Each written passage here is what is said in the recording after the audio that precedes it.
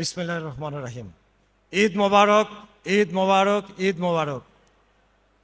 অত্যন্ত ভালো লাগছে। আমি কৃতজ্ঞতা জানাই আয়োজকদের, যারা এই public year Natore student community of নাটোরের আয়োজক, যারা আমাকে আমন্ত্রিত করেছেন।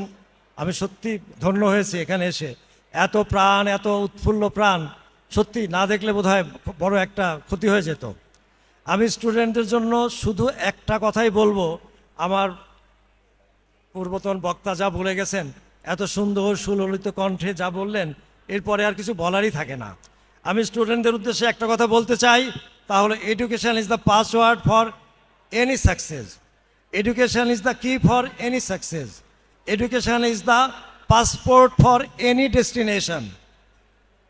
এডুকেশন, আপনি যেখানে যেতে চান সেখানকার আপনি পাসপোর্ট পেতে পারেন যদি আপনার ট্রু এডুকেশনটুকু থাকে। আজকে আমার খুব ভালো লাগলো যে নাটোরের প্রচুর মেয়েরা পড়ালেখা করে। একটা মেয়ে যদি পড়ালেখা করেন, একটা মেয়ে যদি শিক্ষিত হন, সেই পরিবারটি শিক্ষিত হয়। একটা মেয়ে যদি শিক্ষিত হন, সেই পরিবারের সাথে যারা সংশ্লিষ্ট তারা শিক্ষিত হন, সেই সমাজটি শিক্ষিত হন, সে তার ইম্প্যাক্ট পড়ে সমগ্র দেশের উপরে। আমরা সত্যি আনন্দিত, আমরা আশান্বিত যে নাটোরের অনেক ফিমেল স্টুডেন্ট আছেন, যা আমরা খুবই তৃপ্তিবোধ করি। এক সময়, খুব বেশি দিন আগের কথা না, এই নাটোর থেকে শিক্ষা চালু হয়েছিল। এই নাটোর থেকে প্রথম ছিল শিক্ষার আগার, বিদ্যালয় ছিল নাটোর। কিন্তু সেই নাটোর এখন পিছাতে পিছাতে আমার মনে হয় অনেক পিছনে পড়ে গেছে। এটাকে আপনাদের মাধ্যমে আপনারাই পারবেন আবার সেই পুনর্জাগরণ করতে। আপনারাই পারবেন মেক নাটোর গ্রেট এগেইন। আপনারাই নাটোরকে করতে পারেন।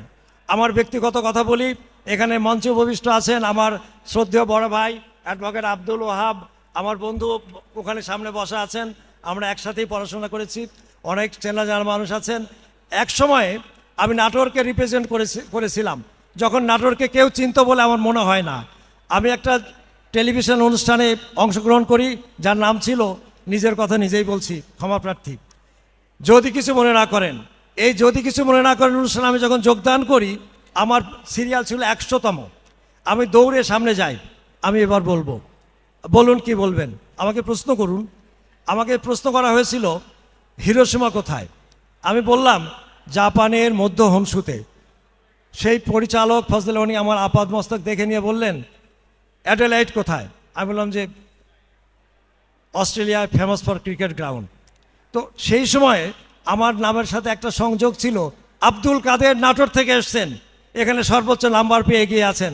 যারা নাটোরের এখানে প্রবীণ মানুষ, অন্তত আমার বয়সী বা আমার কাছাকাছি, তারা তাদের সকলেরই অন্তরে এটা আছে, আব্দুল কাদের নাটোর থেকে এসছেন। তখন কিন্তু নাটোর মহকুমা, তখনও নাটোর জেলা হয়নি, সেই সময়কার কথা বলছি। এবং এই যে আপনারা নিজেরা কিন্তু নাটোরের এক একজন রিপ্রেজেন্টেটিভ, আপনারা কিন্তু এক একজন নাটোরের প্রতিনিধি। আপনারাই পারেন নাটোরকে মেক নাটোর গ্রেট এগেইন। সেই যে আমাদের শিক্ষা ছিল, আজ আমি যদি যে কোনো একটা জেলার কথা চিন্তা করি, ছোট্ট জেলা ঝিনাইদহ, ঝিনাইদহে একটা ক্যাডেট কলেজ আছে, ঝিনাইদহে একটা ক্রীড়াঙ্গন আছে। আমি যে গ্রুপকে চাকরি করি, রিপ্রেজেন্ট করি, রেডিয়ান ফার্মাসিউটিক্যালসের বিশাল কয়েকটা তাদের প্রতিষ্ঠান আছে শিক্ষা এবং ফুটবল। আপনারা অনেকেই বোধহয় শামসুল হুদা ফুটবল একাডেমির নাম শুনে থাকবেন। দেশের এখন বিকেএসপির পরে বা বিকেএসপির সমসাময়িক হলো আপনার এই শামসুল হুদা ফুটবল একাডেমি। আমি আরেকটা জেলার কথা বলতে পারি, গোপালগঞ্জ। আপনি গোপালগঞ্জ কালেক্টরেট স্কুলে এবং কলেজে প্রায় 1600-র মতো ছাত্রছাত্রী আছে। গোপালগঞ্জের পাশে আপনার পদ্মা সেতুর পশ্চিমে যে ক্যান্টনমেন্টটি আছে, সেখানেও প্রতি বছর প্রায় 15 থেকে 1600 ছাত্রছাত্রী বের হচ্ছে।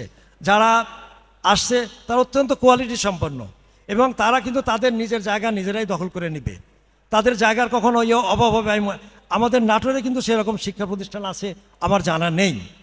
আছেন কিনা আমি জানি না, এখানে উপবিষ্ট অনেকেই আছেন, কেউ বলবেন কিনা আমি জানি না।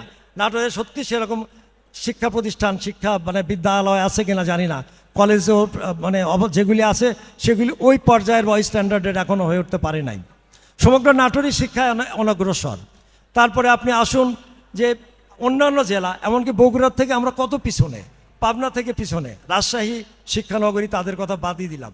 কিন্তু আমরা নাটোরকে কেন যে আরও অগ্রগামী, আরও এগিয়ে নিতে পারছি না, আমাদের জানা নাই।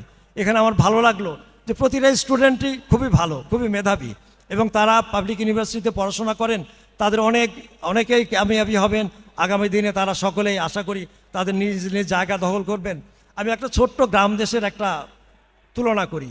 ওল, এই যে মাটির নিচে এক ধামা ওল হয়, এই ওল কিন্তু মাটি জায়গা ছেড়ে দেয় না যে ওল তুমি বড় হও আমি তোমাকে জায়গা ছেড়ে দিচ্ছি।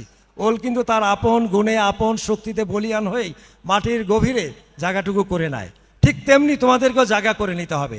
আমি যদি রবীন্দ্রনাথ ঠাকুরের ভাষায় বলি যে এই সব সাধু শান্ত তব পুত্রদের ধরে দাও সবে গৃহ ছাড়া লক্ষ্মী ছাড়া করে, তাদেরকে নিজ নিজ জায়গাটুকু করে নিক তারা। ইংল্যান্ডে একটা অ্যাক্ট ছিল, দ্য ইল্ডার ব্রাদার্স অ্যাক্ট।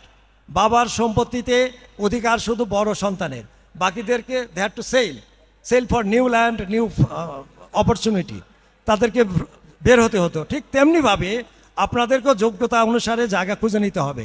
আমি বড় কষ্ট লাগে যখন রবীন্দ্রনাথ বলে গেছিলেন কত আগে, বঙ্গ মাতাকে বলে গেছেন যে 7 কোটি সন্তানের হে মুগ্ধ জননী, রেখেছো বাঙালি করে মানুষ করনি। তার যে আক্ষেপ, তার যে আকুতি এখনও বিরাজমান।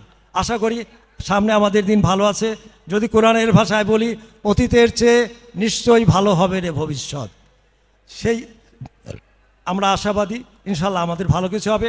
প্রত্যেকের সকলের কল্যাণ কামনা করি, সকলের সুস্বাস্থ্য কামনা করি, সকলের আগামী উজ্জ্বল হোক, চলার পথ মসৃণ হোক, সুন্দর হোক। ভালো থাকুন সকলে। আসসালামু আলাইকুম রহমতুল্লাহ বারাকাতুহু।